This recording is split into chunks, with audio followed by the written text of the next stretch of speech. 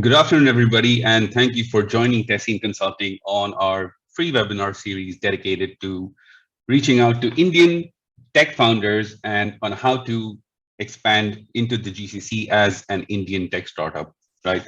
Uh, this series of webinars was started as a thought a couple of years ago when we were talking amongst ourselves as to why don't more Indian startups expand to the UAE and to the MENA region as a whole. And as part of that, we spoke to a lot of Indian founders, your unicorns and soonicorns and other large successful startups as to the reasons why they don't prefer or they haven't yet expanded to this region, or they don't prefer to expand to this region where the kind of responses that we got from them typically were like they would prefer to go to other countries where English is spoken much more commonly, and they have a larger Indian diaspora as well. For example, places like the UK, the US, or maybe even Singapore. And another common theme that we receive from them is that the Middle East is sort of a black box. To them, of course, it's a very large region. There are many different countries, a lot of regional nuances, and there is not a lot of information out there as to really help Indian founders to get them comfortable in thinking of the region as a potential opportunity for expansion.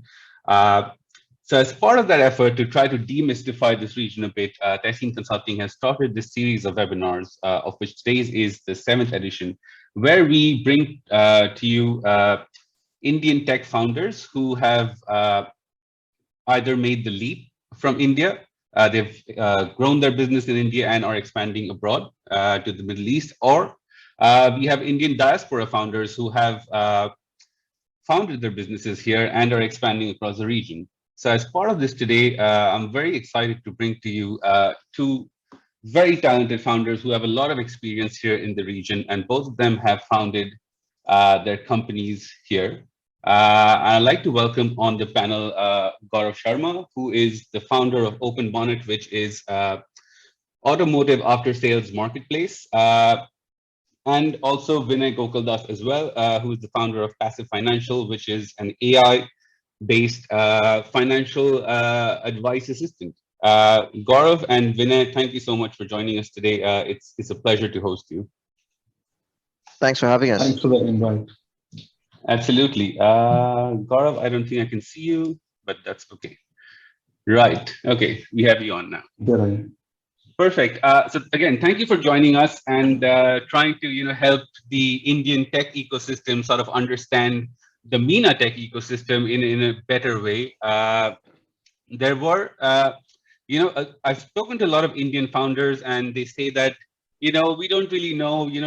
We know that the Middle East is not just Dubai, and that's probably about the extent of common knowledge that exists. And yes, there is a considerable difference in the market size. We spoke to a lot of Indian founders. They say that, hey, you know what, we might just as well, expand to another state in India than, go to the UAE. We might hit the same number of the addressable market. So given these things, keeping these things in account, since both of you have, set up your businesses here, you have a vast amount of experience here in different markets. What would you say are, some of the key things that, Indian tech founders should consider when they explore expansion into the GCC and the UAE? Gaurav, maybe you can take that first. Sure, yeah. So thanks for the invite. Happy to be here, and good to meet you, Vinay, as well. It's an interesting thing when the part where you initially said GCC or the Middle East is all about Dubai. Yes, that's what Dubai has done fabulously so over the last couple of decades to create a brand for itself. And it's not it won't be false to say that many of the very ambitious projects, whether it's technology related, whether it's infrastructure related, have come out of Dubai. So on ground, Dubai has been the leader in supporting tech startups. And we have seen the rapid transformation or the blooming up of so many such attempts which are trying to create the difference. But yes, another truth is that this region, this area is still nascent when it comes to the adoption of technology and across all industry verticals that we are looking at.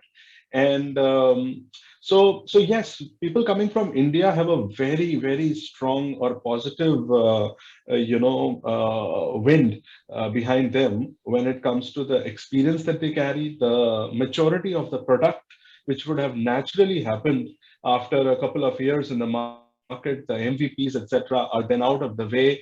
You've moved on to a matured product which has tested itself across a geography which has a very wide representation across the different demographics, across the different segments of customers.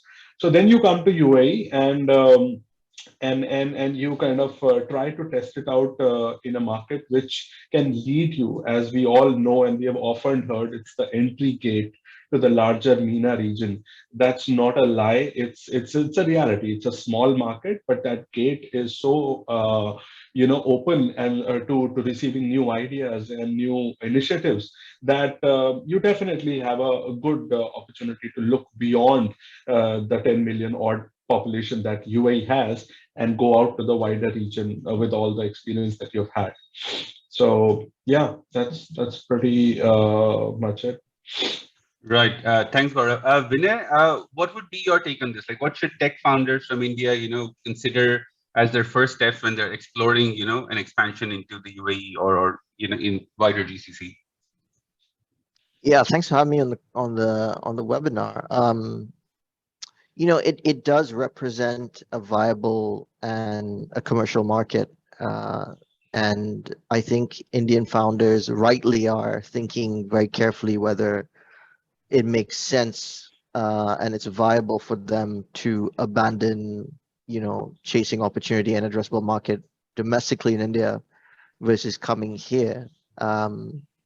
So, if you consider, what Gaurav said, the UAE is sort of like your flagship market here, but the reality is there are regulatory complexities across geographies, so the way you conform to addressing the customer in the UAE is vastly different from the way you conform to addressing a customer in Kuwait or a customer in Saudi, for that matter.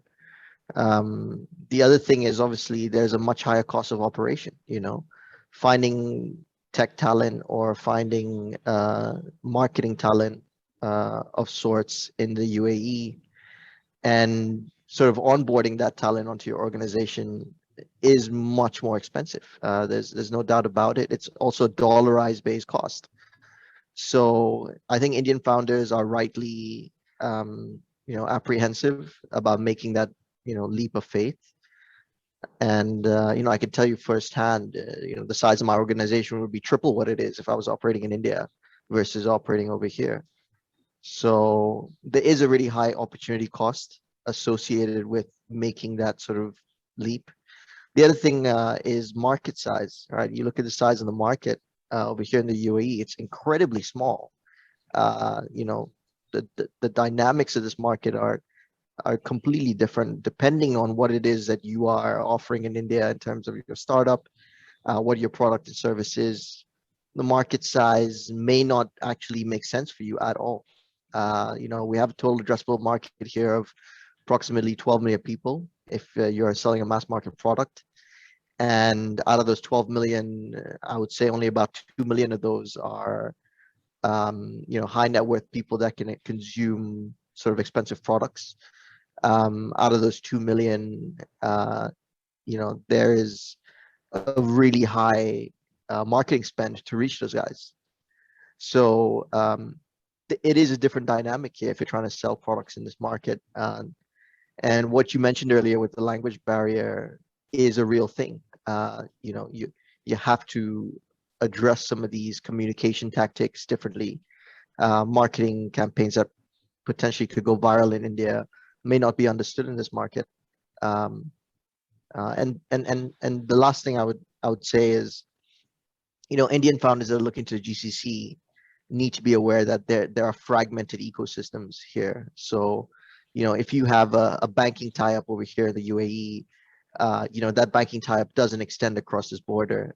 There's going to be a separate banking type you're going to need to do in Saudi. There's going to be a separate banking type you're going to need to do in Kuwait. And that goes for logistics partners and other service providers. So there are complexities, and I can see how it's much easier for an Indian founder to say, hey, let's just move over from Mumbai and expand to Jaipur, because it's under the same regulatory sort of umbrella, and we're within the same sort of jurisdiction. Yeah. Right. Thanks for that. I wanted to sort of double click on a common theme that both of you mentioned about, the fragmentation or the segregation of the market. Vinay, you spoke about it, the segmentation in the UAE. And from what I believe is that India also has, India is not one large homogeneous market. There's an India A, again, the high net worth individuals who would consume expensive products. You have your, India B, C, D, and maybe even E, going all the way down to mass market. So for Indian tech founders, who play in, even one or maybe multiple of those markets in India, does that translate into, a good enough experience to implement their products in the UAE or GCC? Or are there some key market differences that need to be understood before they can say, hey, you know what, we just take our product, it's working in India, and we're going to take it abroad? Yeah, no, that's a really good question, Romit. And to answer that, I mean, I'll give you an example of a founder I know who runs a tea distribution enterprise in India. His markets have predominantly been India, even though he imports from over 70 different countries across the world.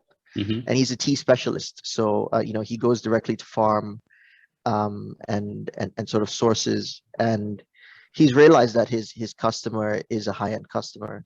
Mm-hmm. And he's looking at the UAE and saying the UAE represents much more connected global infrastructure that he can leverage on to then distribute his product to the West and to distribute his product to the Far East, and maybe as far as Australia. So I think you're going to find that there are those Indian founders who have realized that their customer has a global identity, and reaching out to similar strata of the society is going to be easier from places like the UAE. No doubt, I think that's the low-hanging fruit, and we're starting to see some of those founders move over. Right. Gaurav, your take on this. Are there some key differences that Indian founders need to understand about this region before they, pack their bags and come here with their product?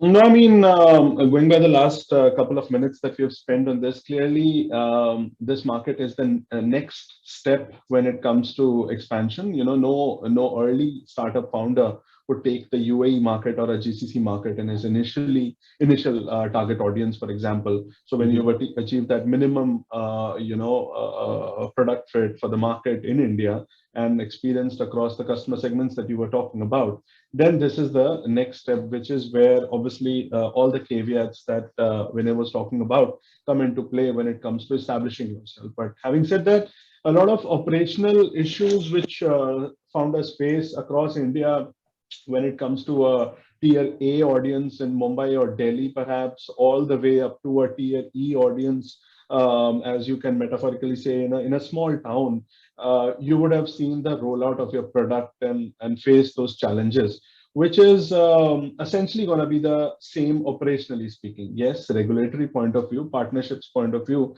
there are going to be obviously bigger efforts or different challenges which you're going to face. But that's where each product model or which business model are you trying to establish would probably be the reason of judgment or the way to judge of what kind of challenges should be tackled first. So, for example, the government over here is very receptive to new ideas, to fresh way of looking at things. Of course, it's, whatever truths are there that the region is a few years behind India in technology adoption, etc., is there. But now the whole momentum is being picked up very well. And especially in these countries, if the leaders are behind such initiatives, then the task becomes very, very, not easy is the right word, but very, very, positive. So the whole ecosystem then comes together to kind of support in whichever way they can. There would be initial hurdles, but you're talking about a market size of 450 million people when it comes to the entire MENA.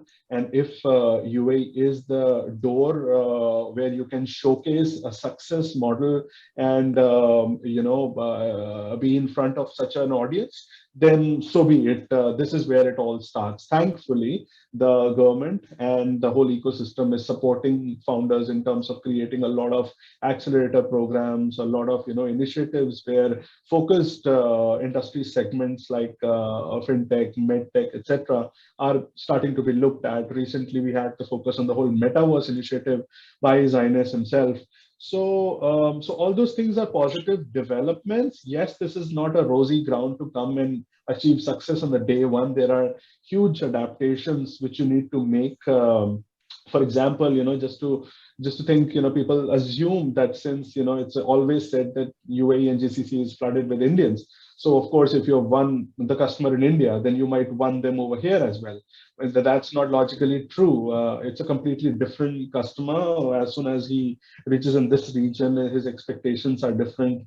The exposure that he has got, it has got differences. So 200 nationalities, as we know, exist in UAE, and hence all kind of best practices have come from the region. So people are exposed to that. And that's something which needs you to carefully customize your product offering and create the right partnerships and lay the right foundations for your business right from the start. Right. I I'm think what glad. Gaurav said is Sorry. is incredibly important. What Gaurav said is incredibly important regarding the nationalities here. I mean, the fact that is such a diverse population of people here from every corner of the world. It kind of mandates you to be really on top of your game. And when Dubai says that they want the best and only the best, and they'll strive for the best, that's not just something that is said by leadership here. It's something that actually trickles down into products and services that you see every single day. I mean, we all know there are great companies out there that end up closing down for whatever reason because they don't have enough support, mentorship, or um, patronage from their customers. And we know of restaurants that close every month because they just don't have enough foot traffic here. Even though they're great restaurants, any part of the world they would be in, they might be even the best restaurant out there. So I think if you're gonna taking what Gaurav said, incredibly as a priority for founders, is you have to be on top of your game. You have to have best in class, best in breed, and you have to be willing to offer something that really is of a high quality product or service. Right. I'm glad, Gaurav, you brought up the point about how reactive this government is and how positive the government in the UAE is to the tech ecosystem, and it is our experience as well, because we help a lot of tech companies with their tech policy approaches and partnerships with the government, and we've seen that they are really open to somebody who's bringing in new ideas, and they're also very, very open and very quick to adopt those ideas as well and bring it to the market. Vinay, the next question is sort of pointed towards you, since your products and your experiences are in a highly regulated space, right? What advice would you sort of give to fintech startups, right? Fintech startups are red hot in India, and they might be looking to scale up abroad. What are some of the challenges for fintech startups here in the regulatory lens? What are some of the challenges that they might face when they're coming from India? Yeah, Romit, that's a great question. I'd say three things come to mind there when it comes to fintechs that are looking to be regulated in the UAE. The first is expect incredible scrutiny around who you are, who your founders are, who's backed you. Do you have proof of their KYC, AML?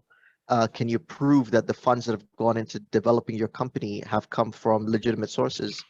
That's one of the first things that a regulated fintech is going to have to expect. The second thing is it doesn't happen overnight.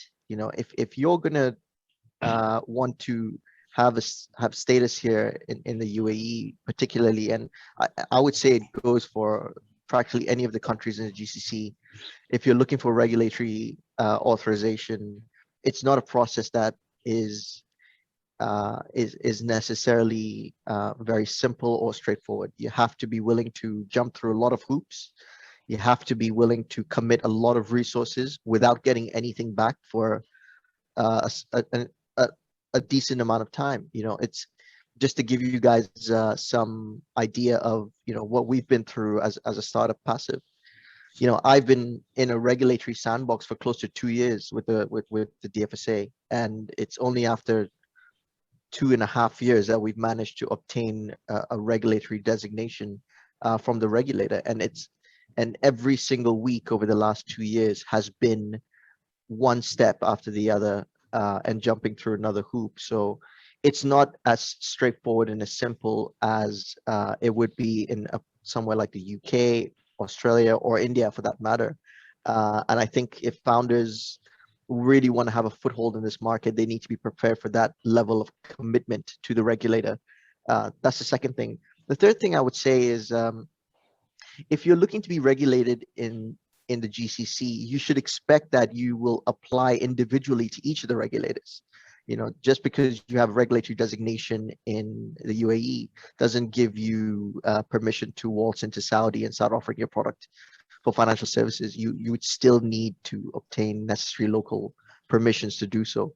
So that fragmentation piece comes in again, but it's quite a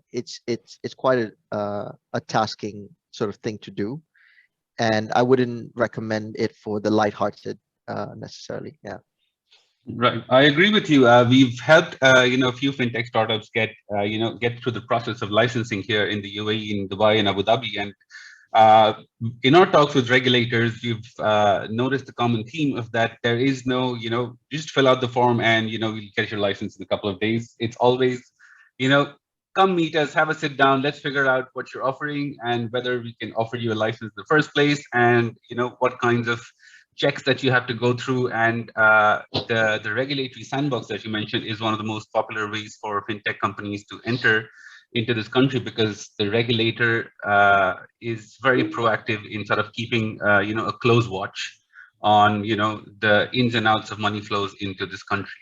Right. So since we're talking about money, Indian tech founders, they have viewed in the past, maybe not so much anymore, the GCC as the land of free money. They come here, somebody will fund you, you take the money back, and you grow, right? But that has probably never been the case, and that is probably what people have started to realize that more and more. But for Indian tech founders who want to come and raise money from the UAE or the GCC, since both of you have built companies here, you would have very good insights into, how does a tech founder come in and approach, angels or family offices or even strategic partners or even venture funds. I mean, yes, the number of venture funds here are, only a handful compared to the ones available in India. But if they had to approach, these people, what are some of the ways that you would suggest them to do? Sure. So I think the first, the rule of the thumb applies. Funding is never too easy. No matter which part of the world you are in, it's not going to be easy. There are different routes going to the same destination, and everyone, according to their growth strategy, follows those routes. So for us, if I want to talk about Open Bonnet, for example, the route has been very, very organic and partnership driven. So the ecosystem of automotive world is huge. It starts all the way from obviously OEMs, manufacturers, and then it comes down to the distributors in the country, goes down to the retailer level, and then finally comes the workshops where car owners go to. So in this whole supply chain, there have been so many players who have created a brand for themselves. They've created huge infrastructure, and huge investments have gone in to create the kind of size they have, not just in UAE but across the region. And hence, when our product, which has a marketplace model, was launched, then clearly the very, very logical step for us to and it started catching the attention of these groups as the customer base started to build. So as of now, for example, we are partners with Total Energies and few other groups. But coming back to the topic, again, that was our journey. That's how we saw us not to be rushing to that main question which every startup founder starts getting asked in any forum that he goes to, right? An eligible bachelor starts getting asked, when are you getting married? And a startup founder starts getting asked, when are you raising the Series A? Right. So that question should ideally come only once you've found the purpose, or when you've found the reason why, for example, you're going for like equity dilution, or what is the business model that you carry? Does it involve some partnerships, for example, which can raise and help you through that early growth, which can always have a better, valuation, for example, when you eventually dilute. So those questions, once they are answered, then of course you start going out to all the VCs, etc. Talking specifically about the Indian startups who are coming after going through a stage of growth, like we earlier, just to connect the dots to my earlier point, which was about, I'm assuming that 95% of the Indian startups who are coming to UAE would have achieved some level of traction in the country, some level of thumbs up for the product that they have, and hence they would have a backing. So essentially, they first go out to the initial investor or the investor with them to be going out for the geographical expansion, like for example, Open Bonnet would currently do. When we seek out our VCs, we'll be obviously putting up an expansion into Saudi, an expansion into Oman, and so would be the case for Indian startups. Once they have got that start in the country, the basic start, and their product starts to kind of create some news and attention in the VC community, it's also that rule of bees and honey. It's wherever the company creates the right set of steps it takes, and it makes the market realize that they have done the initial legwork, then you have a very good ecosystem over here where people start noticing. There are several events and seminars which keep happening in DIFC, sorry, Dubai World Trade Center, which has a very hectic calendar. Then now events are in Expo. These are places where showcasing your product is very, very easy, possible, and promoted. So across the region, many companies come. Then, of course, there are VC groups who are publicly available, and we reach out to them through LinkedIn and all when it comes to, bottom of the approach. That's how typically the whole thing I would like to propose to be looked at. Right. Vinay, from your experience, as an investor from the other side, how would you advise, Indian founders to come to the UAE or GCC, Yeah. those who are looking to raise funds? Yeah, I think Gaurav really hit it there on the nail, and the key thing from all the talks and interactions I've had with VC here is traction. If you have credible traction and you can show a VC that you have been growing, month on month over 2 to 3 quarters, I mean, there's no question they're going to be interested. I know off the back of my hand that there are a lot of VCs here interested in India. They want that exposure. They do recognize it's an incredibly large market. The next 10 years look incredibly bright for India. So VCs are rightly paying attention. The ones who are sort of more proactive already have established offices in Mumbai, in Delhi, in Bangalore, and are deploying capital. So, if Indian founders are looking for GCC venture capital funds, the first thing I'd say is look for their local offices that are already in India and reach out to those partners that are locally based. That's the first thing. The second thing is, GCC founders, GCC VCs are very hesitant in backing you at the very early stage, and typically they will not get involved when you are at the concept stage. They will not get involved when you're at the MVP stage. They will even not get involved unless you have, at least $100,000 in revenue. under your books. So you need to get to that critical threshold before reaching out to some of these guys. Now, that being said, there are really a variety of family offices here, and they have much higher risk appetite at the early stage.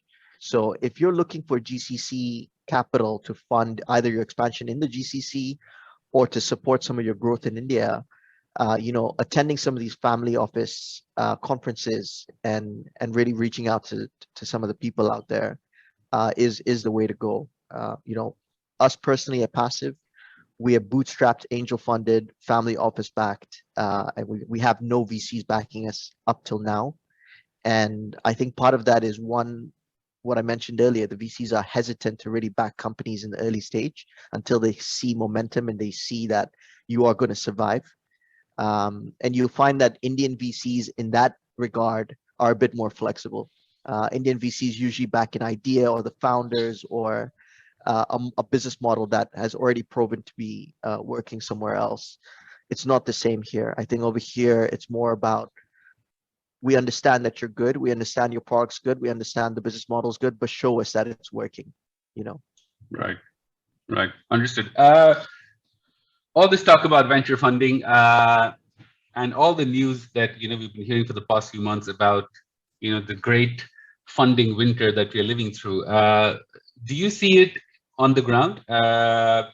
Or how real is it? Or how it's just, a lot of hot air blown up by the media? What should, how bad is it out there for the founders right now? I think it's pretty bad. I wouldn't say it's just bad. I think it's pretty bad. And it's not necessarily a bad thing, Romit. If you think about founders today who have built a company on excess and really have no substance to them, it's a market clearing mechanism, right? Some of these guys are effectively just going to have to shut down or be acquired by the next big player that's willing to sort of bring that same team on. So I think it's a good thing. Consolidation in this sort of era is helpful and will bolster some of the other startups in the space. But mind you, regardless of the fact that there is sort of a rate rise cycle that we're experiencing right now, there is an inflationary environment that we're experiencing right now. These two things present opportunities as well. And if you're a startup that's nimble and you're agile, now's your chance to sort of either pivot or really reach out to who your potential customer is going to be in order to register some revenue to keep yourself afloat. So, what we've done at Passive is, instead of relying really on external funding, we've actually started just developing financial modules and financial products for other businesses as a way of funding ourselves. If you've already assembled a team that's capable of providing a service, reach out to B2B, reach out to corporates, reach out to those folk that need your expertise and your technology. And I think some of those strategic partnerships that are going to be formed over the next few years in this funding gap will really bolster you as a founder. Yeah. Right. Very clear. I agree. Gaurav, yeah. Yeah, I agree with Vinay. So the time when the market looks down, this is the time when you want to set it up for the longer term, and this is when actually even the ecosystem is looking for some opportunities for the next phase of growth. Overall, the news in UAE is not too bad when it comes to the overall economy. In fact, today or yesterday, the growth rate of GDP was also kind of up from 5.4 to 7. That's the prediction now, and there is a market sentiment of rising, house prices, etc. The investments are flowing in, so that's the macro story. When it comes to obviously the startups, etc., there have been a patch due to COVID, which is a follow-up phase when the market was down. But now new pockets are coming out, and depending upon which industry you're catering to, there is momentum which can be seen. Automotive, for sure, in our space is going through a huge transformation. It's one of the building blocks of any economy, and it has been old school for a very long time. So the key buzzword buzzwords you keep hearing are those electric connected cars, etc. And hence VCs are looking in every country how to bring a difference to the automotive space. So, but yes, you have to walk that first mile yourself. In any country, in this country, when you come, you have to kind of walk maybe 1.5 mile, because you do not get early initial, funding. We have been noticing is very tricky, the seed stage, etc. You need to reach those milestones and prove that you are a scalable platform, and then there would be a whole lot of people behind you. Right. Another second order effect, I believe, of this funding crunch is that venture capital have or are amassing a huge amount of dry powder, which they're just waiting for the right opportunity to unleash. So in the next 18 months, we just might see a large turnaround with some huge ticket investments. But then again, that's just my opinion, and I might be completely wrong. All right. Since we've been talking about getting the correct traction and getting the correct partners on board, how important do you feel is it for startups to engage with either the government directly in the UAE or GCC, or government linked strategic partners if they want to scale across the region? How would you rank that in terms of importance for a startup who maybe in India does not think of the regulator till the regulator comes knocking? But should they continue with that approach, or should they be more proactive when it comes to interacting with the governments here? Yeah, Roman, that's a really great point that you had here on one of these questions to discuss today. And Gaurav was mentioning earlier, there's a lot of support now from the ecosystem, and I think just to keep it short, what I would say is, if you're looking at expanding into GCC, it is a very industry specific approach you should take, and you'll find that for each and every industry, there are separate accelerators, there are separate funds, and there are government entities that are ready to support you in some way or the other, whether that's with fast tracking your licensing, whether that's with accelerator support, connecting you to larger ecosystem partners, or whether it's something where the founder has some kind of strategic interest with or MOU that's been signed with an industry player. I think it's an industry specific approach, and you'll find that it's not a sort of let me go meet the government sort of thing. It's let me go meet the department of this. So that's really what I've understood to be the approach. But I think Gaurav, with his ambitions to scale to Saudi and Oman, can speak a bit more to that as well. I guess, Vinay, that's the fundamental truth. You don't start by deciding who should be the, so government, especially when it comes, looks at macro level, impact making business models, which can really create a difference. So of course, you really need to be going by your own business model. But again, the good part, especially in this forum, to highlight for whoever listening from Indian startup point of view, is that the government, when we take this word, this name, sometimes involves bureaucracy, sometimes involves a lot of red tape, or a lot of time taken when it comes to reaching out and hearing back, especially when you're trying to gather support. That's a little bit different over here. The good part is the government is very agile. The government is coming out, creating these platforms, and hence they want to be seen as promoting the tech platforms. And I'm not just saying, by the news, it's an experience that we have been able to kind of have ourselves. So for example, in automotive space over here, RTA represents the organization which controls the way transport works in the Emirate, and they have created many forums, etc. We have met and kind of discussed strategies in which Open Bonnet, once it starts to gather the car owners, what all impact it can kind of create to the larger ecosystem. But yes, that would always be a futuristic thing. They can always gratify whether you are in the right direction or not. But those partnerships come in handy when it's those initial, milestones that you're covering. And that's where, I was talking about every business model has their ancillary players which surround you and which kind of point out to you that this guy or this business model is the place where you can kind of go. So if those people who are pointing at you can be collected around you through those partnerships, which are not just customer acquisition partnerships, but they are more strategic in nature because your business model directly resonates with theirs, and you can jointly do something which enables technology in their business model. And since a lot of industries have been old school, so there is a huge opportunity over there which we saw, and we still go by. Every month we are forging new alliances to create a fundamentally strong platform. These alliances eventually help you create that visibility also, which every startup wants without spending the moolah unnecessarily everywhere. So it's like, again, depending upon industry to industry, but largely this is how I can see it. Right. I can testify to the fact that the RTA in Dubai is extremely responsive when you bring Yeah. tech ideas in front of them.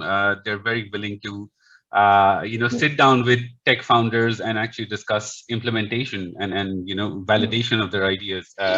So we help a lot of startups do this, and the RTA has been a valuable partner for us when it comes to just bringing technology into this country. Sure. Right, and talking about, coming to the next point, and we're talking about bringing technology into this country, we analyzed, 40 plus startups, Indian startups who have come into the MENA region or expanded into this region. Most of them are in the UAE and are based solely in fact, 70% of them are based solely in the UAE. A few managed to venture further out, mostly into Saudi Arabia, and I know of maybe just two who went even further out to Egypt. Why do you think this is the case? I mean, we understand that yes, UAE is the jumping off point for the rest of the region, but why do so few actually take the next step, right? And is it just because that the regulatory aspects are different and their licensing aspects are different, or is there something more to it that makes it more difficult to sort of expand further out into the region? Yeah, Roman, I think it's so easy these days to. I mean, you and I know it's incredibly easy to come to the UAE, set up a company, establish yourself. It may be a bit tricky to get a bank account. We all know that, but eventually you end up, managing to get a bank account and start your operations here. There are two reasons I think this is happening. I think one is people are rightly looking at the UAE as a platform that they can serve multiple markets from. That's the first thing.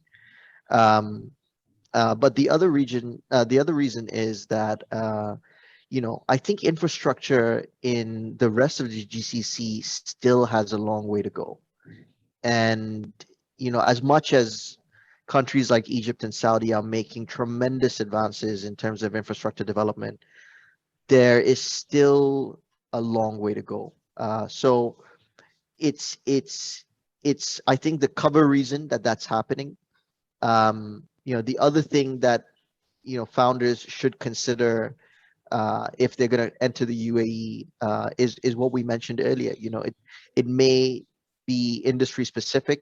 I cannot speak to so many industries, but I do know for a fact that a lot of founders come to the UAE and think, right, I'm going to set up here and then I'm going to operate across multiple borders, and realize that that really isn't very practical or necessarily allowed to be done. So a lot of them hit the blank wall in the face there and realize that, yeah, we don't have the resources and we actually do need tremendously more resources to be able to really reach out across these borders here in the GCC. Right. Gaurav, your take on this, since you have explored plans to expand to Saudi, Oman, etc. Sure. So one thing is, well, the core question, why don't startups go out so quickly in the journey, is got to do with the reality. The reality is that this country or this region has got onto the digital bandwagon much later than the rest of the world, especially when we compare it to India, which is the hub of IT and development. The business models have been started to be impacted much later. So that's why there is only a few Kareems which have come out of the region, and even though the market size is huge, but major ones of them, even while having a good business model or a good initial traction, are still going through the local nuances and adapting themselves to cater. So beyond MVP, if there is a product which needs to be still fitted to the market, still improved operationally and customer success wise, so that phase is still going on in the region. That's the core reality. They have not reached the stage where they can target, especially a market as robust as India, where huge competition is going to be faced, because they have risen bottoms up. They've risen with a lot of different approach when it comes to the burn rates, for example, the way the lean startups have come out in India. So that's the at the core. Beyond that, I think if logically someone had to kind of go out, yes, these markets look like they are a part of GCC. They are an Arabic market, so probably there would be a lot of similarities. But then that's not entirely true. UAE and Saudi, for example, are closely knit market when it comes to businesses operating across the borders, etc. Yet the demographics, the government's outlook has been completely Correct. different. Correct. While UAE has been very aggressive in transforming itself in the initial years, since the last 2 decades or so, Saudi has woken up to that reality or that need only recently. That's one. Then demographics are completely opposite. Saudi is a population which stays in it's a local dominated population, while UAE is completely opposite, Correct. in Correct. terms of its mix. This is a completely transient or an expat population which has only a 10% mix of the locals. So that impacts the outlook of people, their buying behavior, their investment strategies, their expend the share of wallet that they're going to put in the country. All those things are completely different. So yeah, these markets are not exactly alike. The regulations are not alike. Government support is different. So yeah, it's not so easy to say that if you are in UAE, you should be in all GCC countries. But yes, there are talks, and there are developments when the players in the ecosystem, again I'll go back to that, are increasing their footprint across the region. Then they would be the bridge who are going to take you to these countries, especially when you are a startup. So yeah, if you scale up and grow by yourself, then you would have already done that, initial phase, and you are already in the driver's seat for Right. yourself. So Romit, it's yeah. worth mentioning, just in addition to what Gaurav is saying, there is obviously a familiarity gap, right, between Hmm. the UAE, some of the other GCC countries, and Indian founders. There's a very high likelihood that Indian founders at some point in their life have visited the UAE and have some sense of familiarity and comfort, to. So I think that the statistics are skewed for that reason, but the UAE and India have a much more special relationship, in my opinion, than some of the other GCC countries and India for that matter. And I think part of that is due to the fact that Indians comprise a large percentage of the population here, and the leadership has always had sort of very, charismatic sort of relationships between each other.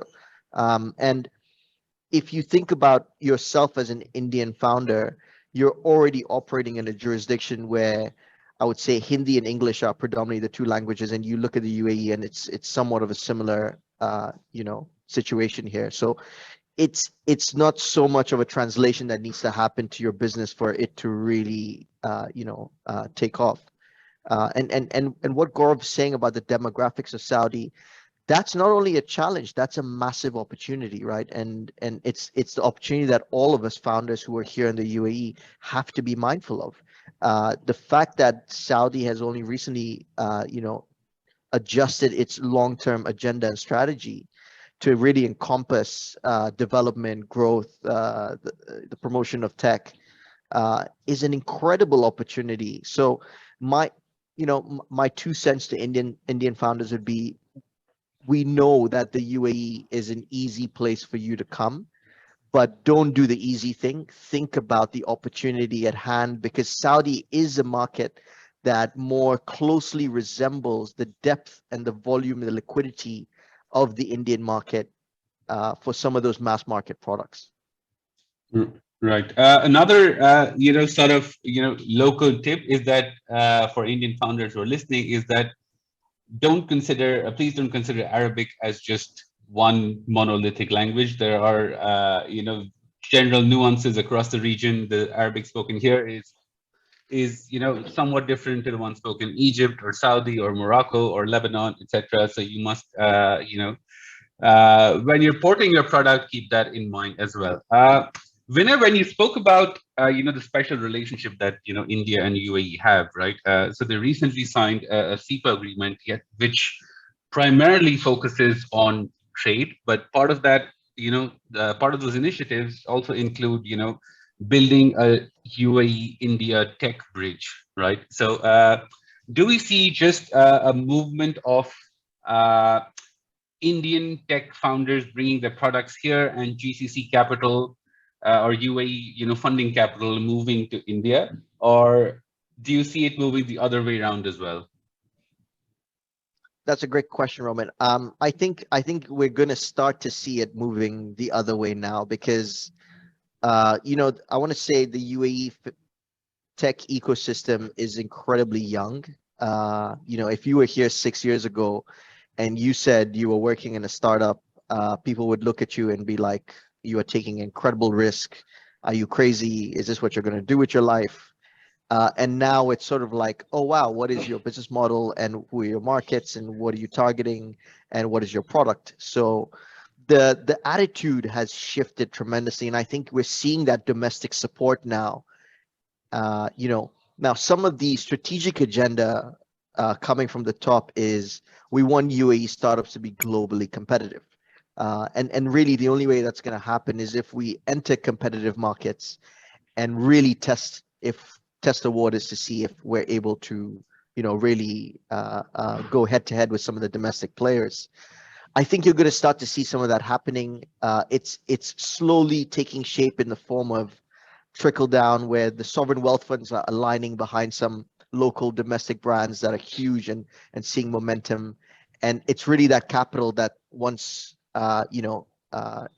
startups have that sort of terminal velocity, I should say, that you're going to see these guys reach out to other markets in Africa, in the UK. Great example is Yap. Yap Banking is a digital bank that's based in the UAE.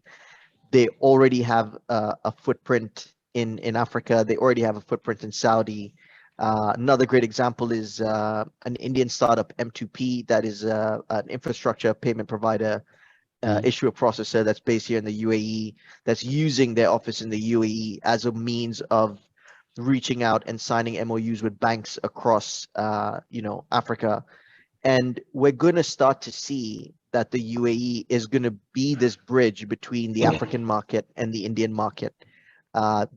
Two subcontinents that have massive population potential, and the one place that is really in the middle to be, I would say, the meeting ground, the office ground, the coordination, the tech development hub for that sort of bridge is the UAE. Yeah. Right.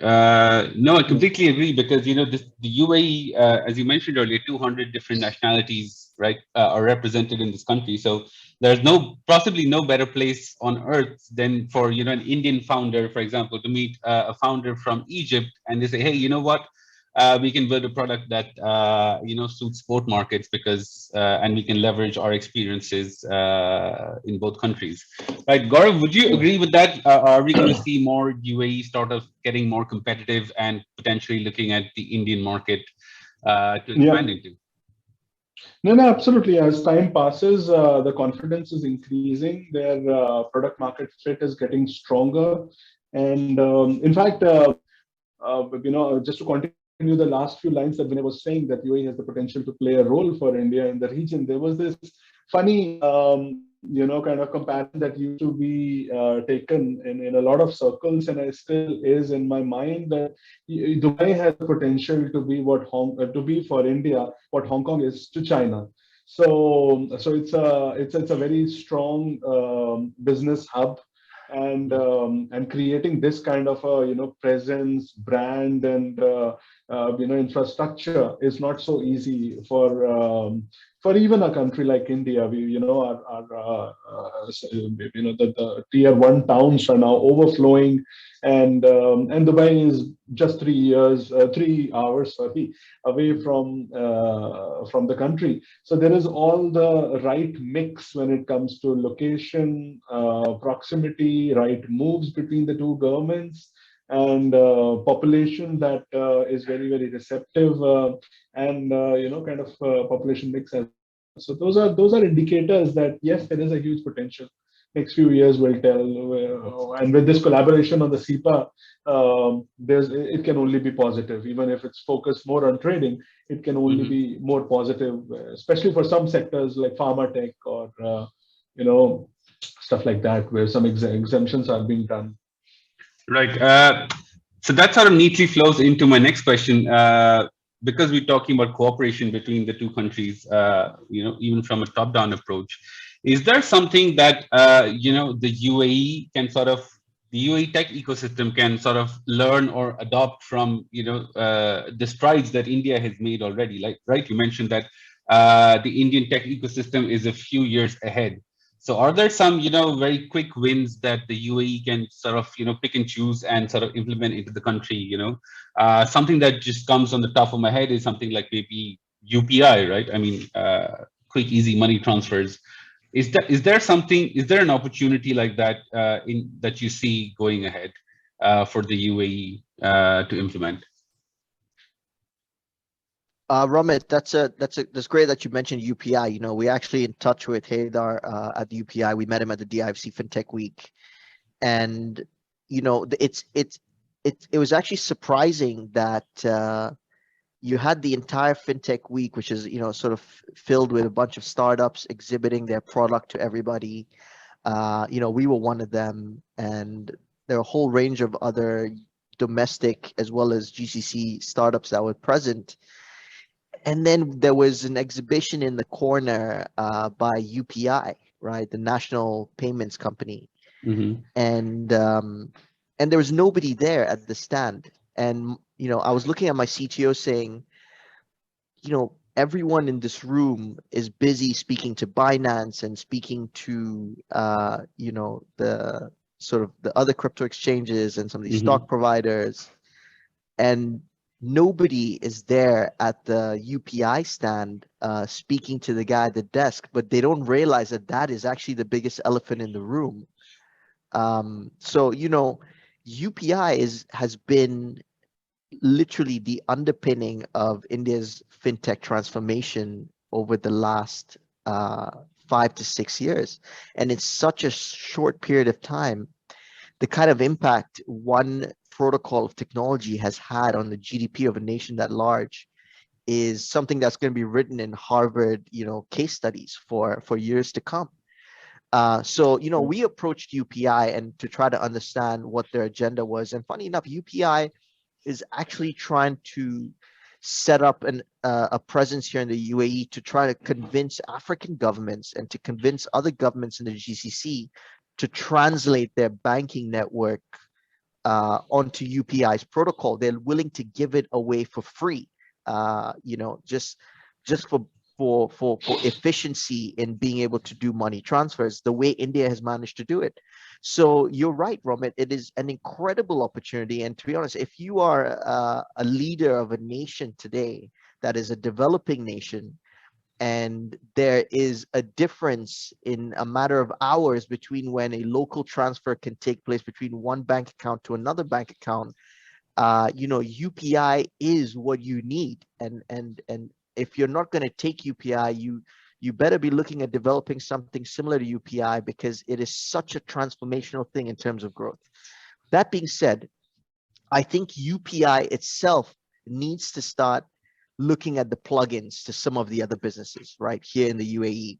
And we were speaking to Haydar, the guy from UPI, and he said his initial focus has been reaching to places like Al Ansari Exchange, and some of these money exchange houses that need to do remittance and therefore can do instant remittance in India, which is an incredible thing. So we've got to pay attention to some of these undercurrents and these innovative technologies coming out of India, because it's going to unlock a whole level of efficiency in the system. And I really have a lot of respect for NTPC, the company that's behind UPI, because they have no more they have no financial incentive coming out over here establishing a presence. There's no financial incentive. They're really just doing it out of out of a place of let's better the world, and that's a great thing. We need to see more of it. Yeah, I totally agree with you. I was trying to send last month. I was trying to send 500 dirhams to somebody I know here, and it was such a pain. I was like, okay, I need to add the bank details, wait for 24 hours, etc., etc. Whereas in India, it's like, it's second nature now. You don't even need to think about anything. So UPI, Aadhaar, and probably Reliance Jio, these three things would be added to that Harvard case study that you were speaking about. Gaurav, Gaurav, do you think there's something that the UAE can pick up quickly from India? No, absolutely. There are so many things, and it's a huge, probably an opportunity which has been ignored in light of all the best practices coming from US in the past, and China is very close partners, for example, with UAE. But yes, India has developed a lot of such platforms which are now ready to scale the market. Time will tell whether UPI is able to kind of go after a world where associations of the West are already established and deeply entrenched.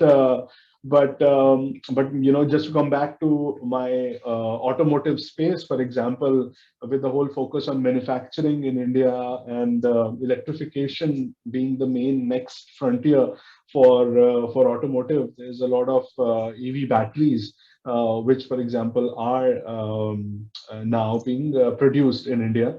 A lot of companies are developing or researching more technologies to how to do that. Hydrogen is one of the key, futuristic strategies for the government for hydrogen energy, and that's again going to have an impact later on after lithium-ion batteries are fully researched.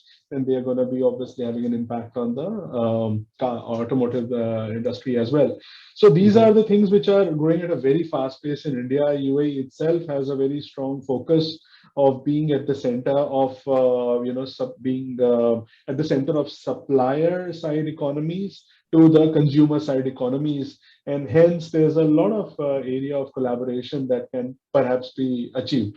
When it comes to just on a micro level, startups which are taking off in some industries, B2C based startups or B2B2C based startups which are not on the manufacturing or trading side, then also there's a huge development infrastructure or battery of IT companies back in India, which can support UAE to come up that curve where it's going. Perhaps, for example, the next phase of growth is in the metaverse as decided by Facebook, and UAE itself is putting a lot of emphasis on that. So there's a lot of technology development which was country. The country was getting the development done from overseas locations, and now is the time perhaps the development can come to the country. AWS has also just very recently set up its own hub in UAE for the region for the first time. So these are good practices, and for the way forward. So yeah. Right.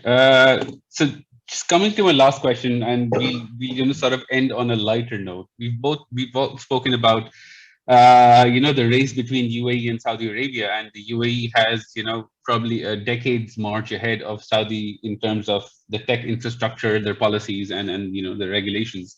But in the long term, who do you think is going to win out on this race, or is it just going to be that the market is going to become bigger, and there will be enough space for both to compete, or is there going to be one outright winner for the next 1 decade? Yeah. Roman, I think it's going to be difficult for anyone to upend the tech hub that we've created here in the UAE. And I'll just briefly say, I think the whole tech hub thing is really less about tech, and it's more about everything else around the tech that makes it worthwhile. If you ask any founder today, he'll tell you his most valuable resource is human capital. And if you're going to really attract the best of the best, you need to give them the best of the best playground to live in. And I actually wrote a paper as part of my thesis for my bachelor's, where we worked with the Massachusetts state government to try to understand how to attract and retain the best talent possible. And you can see that the UAE is miles ahead in terms of making this place a really credible place to live and work and play. And you've got to keep in mind, for some of the most talented engineers that are out there, they're thinking about families, they're thinking about education, hospitals, they're thinking about global access, they're thinking about ease of communication. All of these things matter, not just work, but work-life balance.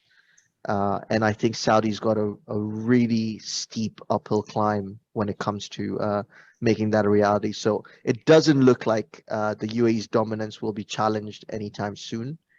But certainly, because of the depth of the market in Saudi, it is possible that could happen at some point in the horizon. Yeah. Right. Gaurav, who do you think is going to win out? So I clearly think UAE is too big to fail by now, and by the time Saudi catches up to it, it will be even bigger, and there will be a lot of backers which come. But if I had to tell what was my where do I place my money, it would be more of a mutual coexistence. I don't think they're going to be in the long term trying to one up on each other. There can be a very, very clear place for both these countries to coexist. And the steps are being taken in that direction only. The leaderships have always been very, very, close to each other. And now with the railway line, which is coming up, and several such practices in terms of, trade enablement for companies in both the countries, I think there is a coexistence which is going to happen. Because let's not forget, even though Saudi is way behind in terms of waking up to the digitization and the infrastructure need, yet they have a big war chest, as we know. If that kind of a country wakes up and takes the right step, then of course there is a lot of things and a lot of potential for investment which is going to come up for the whole world to come over. But that's where UAE's location, UAE's relationship with that country is just so close, and we are already in good books of almost all the big countries of the world. So I think UAE is too big to be to fail, and yet Saudi is too big to be ignored. So both of them should have a coexistence, in my opinion. I like the way how you phrase that, and I think that's a very nice point to end this discussion at. So again, Vinay, Gaurav, thank you so much for joining us today. It was a special session. I really enjoyed speaking to you both on the future of the tech ecosystem in the UAE. And as a reminder to our audience, Tahseen Consulting helps Indian tech companies to expand to the UAE on various different kinds of initiatives. We help you get you in front of the governments or government-linked partners. We help you manage your stakeholders, your opportunities, and we help even drive, your regulatory narratives. So if you're interested in reaching out, you have my coordinates here. Vinay, Gaurav, thank you again so much for joining. It was Thanks so a much, Ronak. pleasure, Appreciate it. and I hope I bump into you sometime soon in person. Pleasure Likewise, was Gaurav. ours. Thank you so much. Thank you. Take Have a care, good day. Gaurav.